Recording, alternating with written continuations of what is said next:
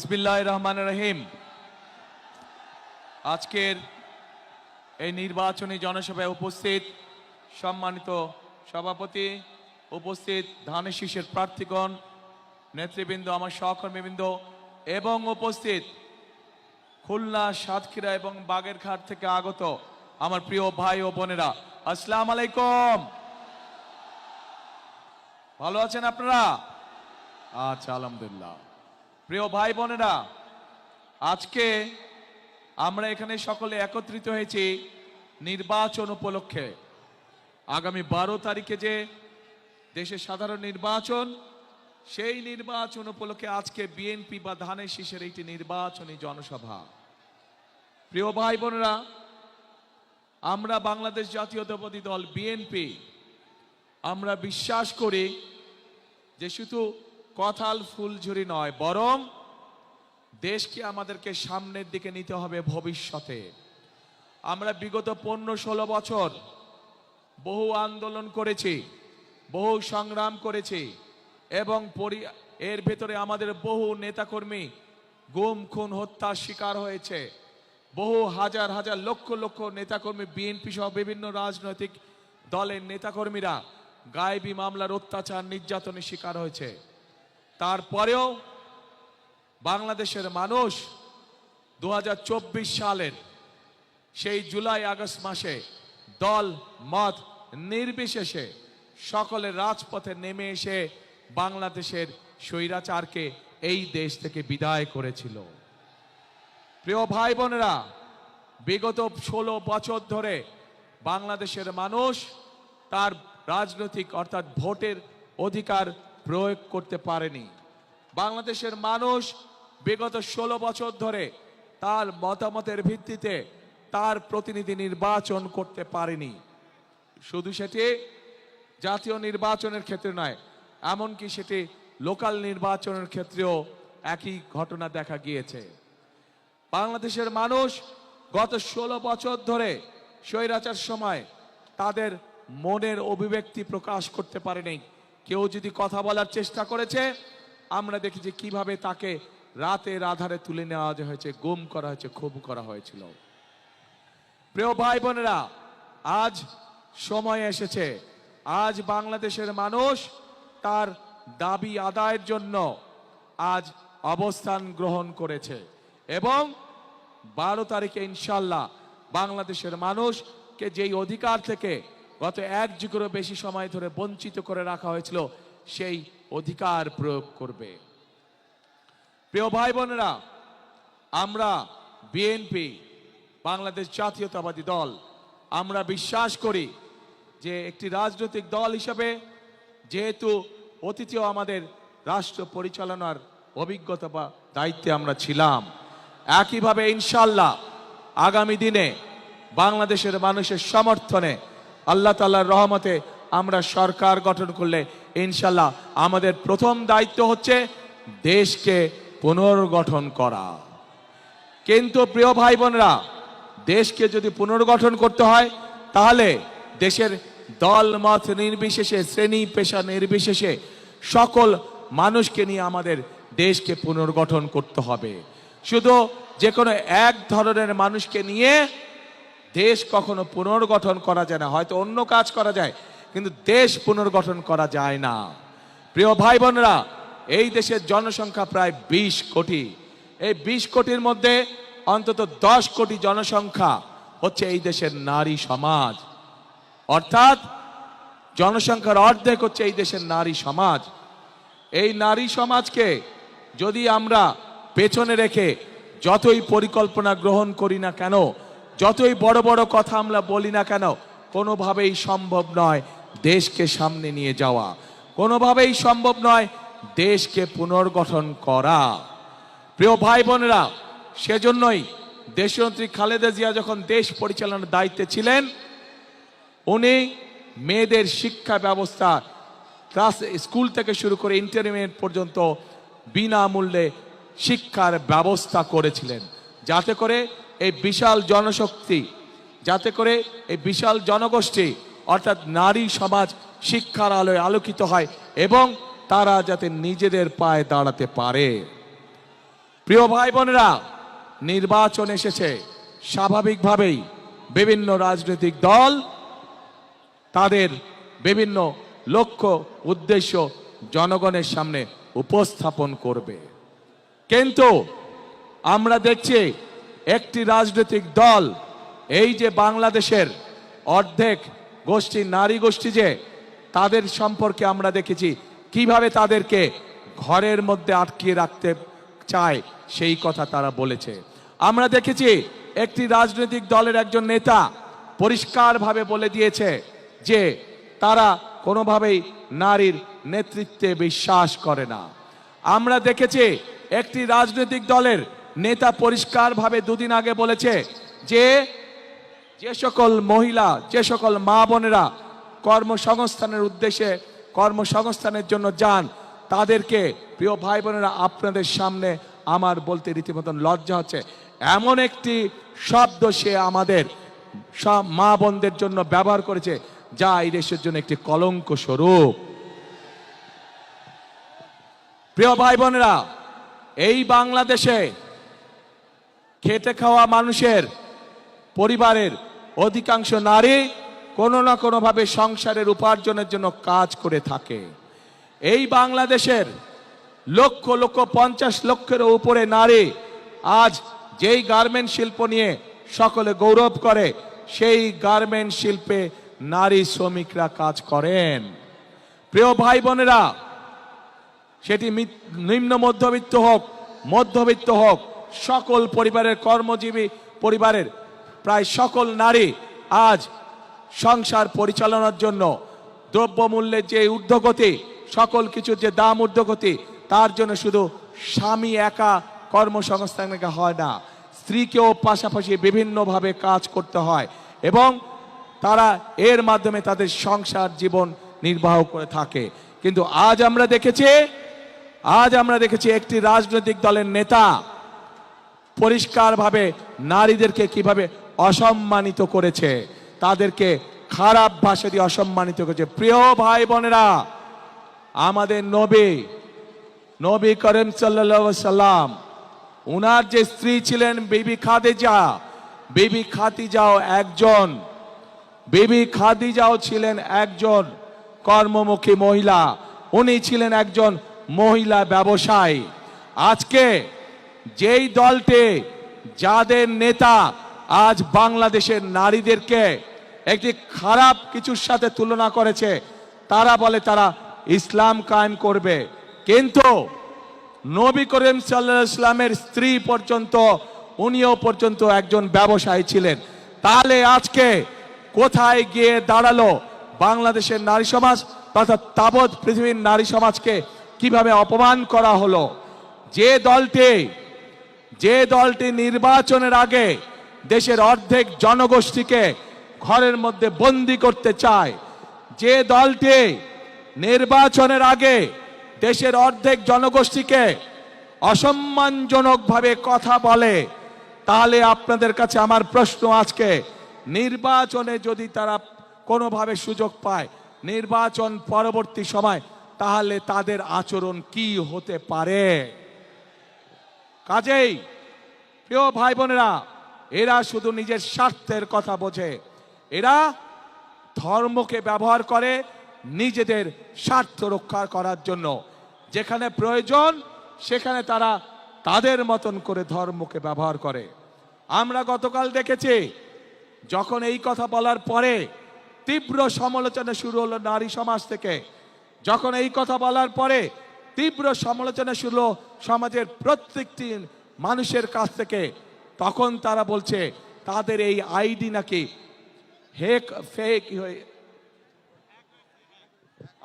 Hack হয়ে গিয়েছিল। প্রিয় ভাই বোনেরা, এই বিষয়ে যারা বিশেষজ্ঞ, তারা পরিষ্কারভাবে বিভিন্নভাবে বলেছে যে আইডি এইভাবে হ্যাক হতে পারে না।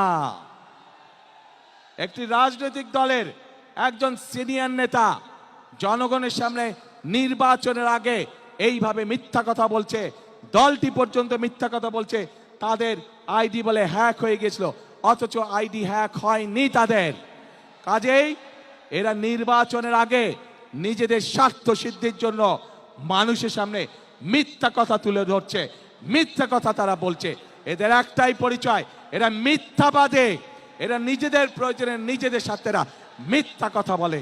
যারা মিথ্যা কথা বলে, হাজারো লক্ষ কোটি মানুষের সামনে যারা মিথ্যা কথা বলে, যারা বিশেষজ্ঞদের মুখের উপরে মিথ্যা কথা বলে, এরা আর যাই হোক, এরা দেশ দরদি হতে পারে না।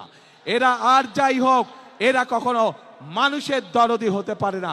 এরা আর যাই হোক, এরা কখনো জনদরদি হতে পারে না। এদের দরদ শুধু এদের নিজেদের লক্ষ্যের জন্য, এদের দরদ শুধু এদের নিজেদের উদ্দেশ্যের জন্য।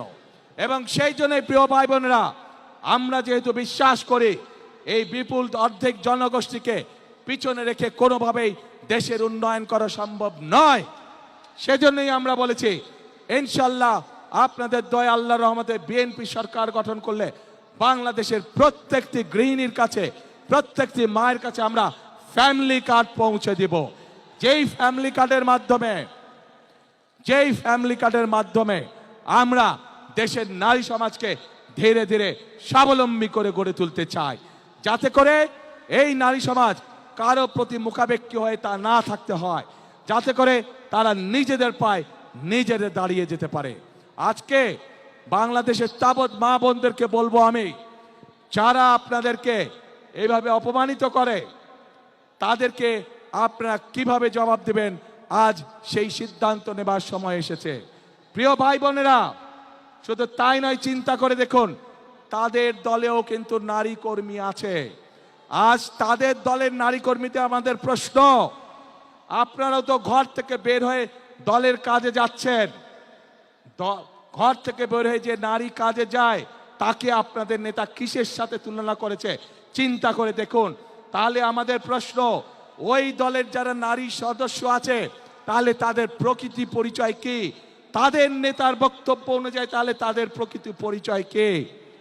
যেই দলের নেতা নিজের দলের নারী কর্মীদেরকে এইভাবে অপদস্থ অপমানিত করতে পারে, সেই দলের নেতা যদি সুযোগ পায় তাহলে বাংলাদেশের সাধারণ নারীদেরকে, সাধারণ মা বোনদেরকে তারা কিভাবে অপদস্থ অপমানিত করবে, যার অবশ্য উদাহরণ আমরা 1971 সালেই দেখেছিলাম।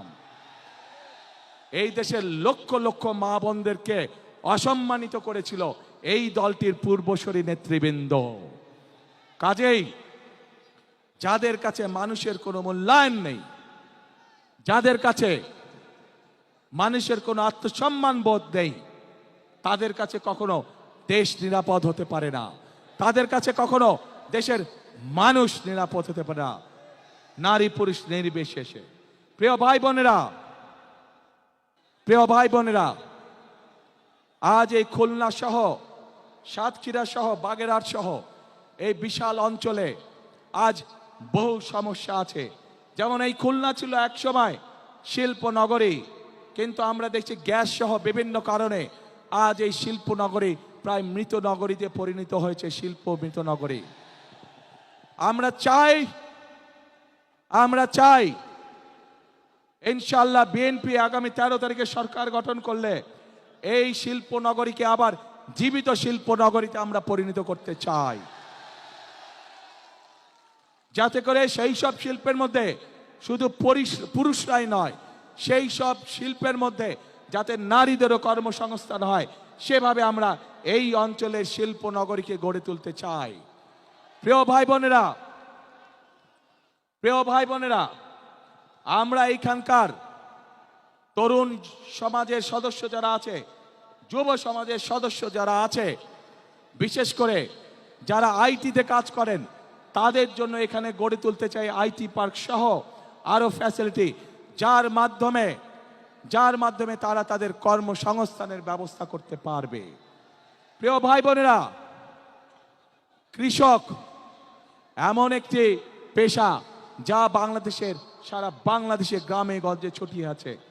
এই খুলনা সহ, বাগেরহাট সহ, সাতক্ষীরা, এই 3 জেলার মধ্যে আমাদের লক্ষ কোটি কৃষক রয়ে গিয়েছে, কিন্তু এই কৃষক ভাইরা বিভিন্ন রকম সমস্যার মধ্যে রয়েছে।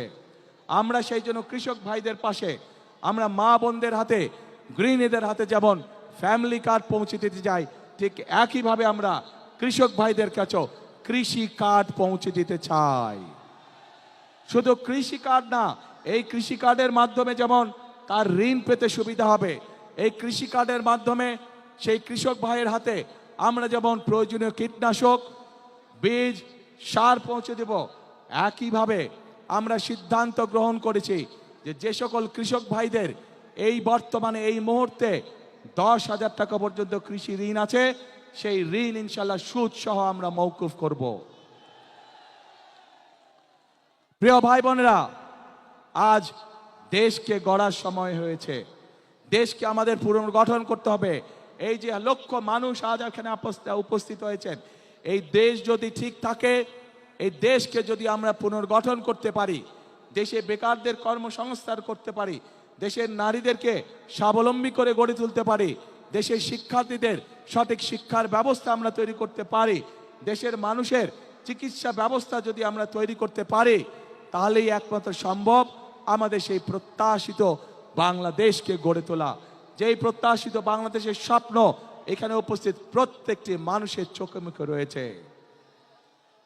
আজান দিচ্ছে না, আজানটা শেষ হচ্ছে। প্রিয় ভাই বোনরা, আজান দিচ্ছে, 1 মিনিট, আজানের পরে আমি আবার বলছি।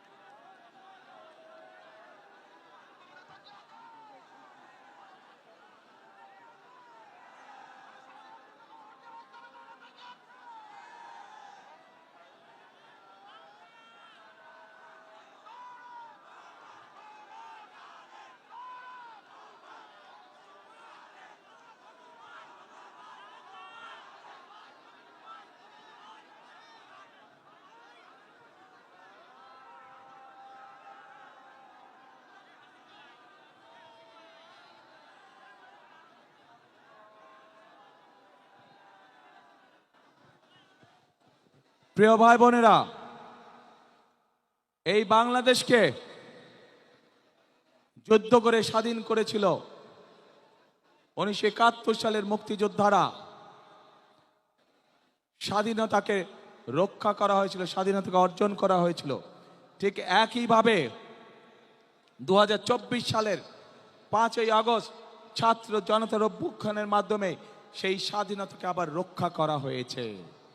প্রিয় ভাই বোনেরা, 1971 সালের যুদ্ধ পরবর্তীতে বিভিন্ন সময় গণতন্ত্র সংগ্রামের যুদ্ধে, একইভাবে 2024 সালের গণ অভ্যুত্থানের সময় আমরা কি কেউ কারো ধর্ম বর্ণ দেখেছিলাম? আমরা কোনো ধর্ম বর্ণ দেখিনি। কে মুসলমান, কে হিন্দু, কে বৌদ্ধ, কে খ্রিস্টান, আমরা এটি দেখিনি। আমরা শুধু দেখেছিলাম গণতন্ত্রের পক্ষে, মানুষের অধিকারের পক্ষে কারা লড়াই করার জন্য রাজপথে নেমে এসেছে। প্রিয় ভাই বোনেরা, এই দেশে শত হাজার বছর ধরে প্রত্যেকটি ধর্মের মানুষ শান্তিতে বসবাস করেছে। আমরা চাই, বিএনপির লক্ষ্য এবং বিএনপির উদ্দেশ্য হচ্ছে আমরা সকল ধর্মের মানুষকে সাথে নিয়ে শান্তিতে বসবাস করতে চাই। আমরা সকল ধর্মের মানুষকে সাথে নিয়ে আমাদের কাঙ্ক্ষিত বাংলাদেশ গড়ে তুলতে চাই, যে বাংলাদেশে প্রত্যেকটি মানুষের বিবেচনা হবে, প্রত্যেকটি মানুষকে বিবেচনা করা হবে তার যোগ্যতার ভিত্তিতে, তার মেধার ভিত্তিতে তাকে বিবেচনা করা হবে। প্রিয় ভাই বোনেরা, সেজন্যই একটি বৈষম্যহীন একটি বাংলাদেশ গড়ে তুলতে চায়। কিন্তু এই বাংলাদেশকে যদি গড়ে তুলতে হয়, তাহলে অবশ্যই আমাদের সকলকে পরিশ্রম করতে হবে, আমাদের সকলকে ঐক্যবদ্ধ থাকতে হবে। প্রিয় ভাই বোনেরা, বহু আত্মত্যাগের বিনিময় আজকে যে আমাদের রাজনৈতিক অধিকার, যেই অধিকারের জন্য বিগত এক যুগেরও বেশি সময় ধরে বহু মানুষ গুম খুনের শিকার হয়েছে, বহু মানুষ অত্যাচার নির্যাতনের শিকার হয়েছে, সেই অধিকার বাস্তবায়িত হতে যাচ্ছে আগামী ইনশাল্লাহ 12 তারিখ। কিন্তু আমরা খেয়াল করছি একটি মহল বলার চেষ্টা করছে এবার ভোট গণনাতে বলে অনেক সময় লাগবে। শুনেছেন এই কথা আপনারা? প্রিয় ভাই বোনেরা, ষড়যন্ত্র কিন্তু আবার শুরু করেছে। এই যে যাদের কথা বলেছি প্রথমে, যারা জনগণের সামনে সকাল বিকাল মিথ্যে কথা বলছে, যারা দেশের নারী সমাজকে হেয় প্রতিপন্ন করছে, এরাই আবার ষড়যন্ত্র শুরু করেছে বিভিন্নভাবে। কারণ তারা জানে তাদের এইসব কথাবার্তা, তাদের এইসব কাজকর্ম, এইসব ফাঁকি ঝুঁকে মানুষ ধরে ফেলেছে এবং সেজন্যই তারা বিভিন্ন ছল ছাতুরির চেষ্টা করছে।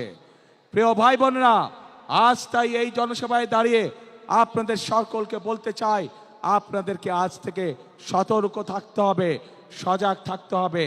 যে অধিকার আপনি গত এক যুগ ধরে পাননি, আবার যাতে এই অধিকার কেউ কেড়ে নিয়ে যেতে না পারে, আপনাদের সকলকে সতর্ক থাকতে হবে। দল মত ধর্ম বর্ণ নির্বিশেষে আমাদের সকলকে সতর্ক এবং সজাগ থাকতে হবে। প্রিয় ভাই বোনেরা, আমরা যদি সকলে ঐক্যবদ্ধ থাকি, সকলে যদি আমরা একত্রিত হয়ে থাকি, তাহলে অবশ্যই আমরা আমাদের সেই কাঙ্ক্ষিত বাংলাদেশ গড়ে তুলতে সক্ষম হব। এবং সেই কাঙ্ক্ষিত বাংলাদেশের স্লোগান হবে একটাই। জানেন কি সেই স্লোগান? করব কাজ, কি ভাই? করব কাজ, গর্ব দেশ, সবার আগে বাংলাদেশ। করব কাজ, সবার আগে ইনশাআল্লাহ। প্রিয় ভাই বোনেরা, আসুন আজ এই জনসভায় আমরা প্রতিজ্ঞাবদ্ধ হই যে আপনাদের